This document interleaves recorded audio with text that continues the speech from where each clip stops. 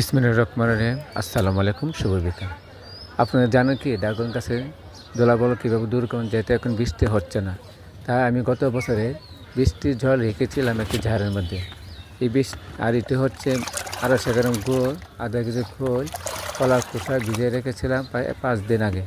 সবগুলি মিশ্রিত দ্রবণ একসাথে করে দিয়ে দিও প্রত্যেকটি ড্রাগন গাছের গোড়ায় গোড়া, যাতে করে পরবর্তী মাসে ফুল এবং ফল পাওয়া যায়, ফুল যাতে ঝরে না।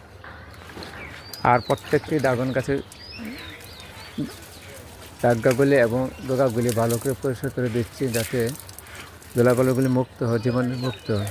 ঠিক আছে, বৃষ্টির জল দিয়ে দিচ্ছেন, দেখেন কীভাবে সুন্দর করে পরিষ্কার করে দিচ্ছি। যদি ভিডিওটা ভালো লাগে লাইক, কমেন্ট, শেয়ার অবশ্যই সাবস্ক্রাইব করবেন।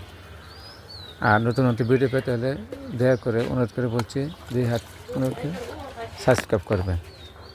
আপনারা এইভাবে বাড়িতে পরিচর্যা করতে পারেন, যাতে পরের মাসে ভালো ফুল এবং ফল পাওয়া যায়। আপনারা এইভাবে বাড়িতে পরিচর্যা করতে পারেন। ভালো থাকবেন, সুস্থ থাকবেন। আল্লাহ হাফেজ।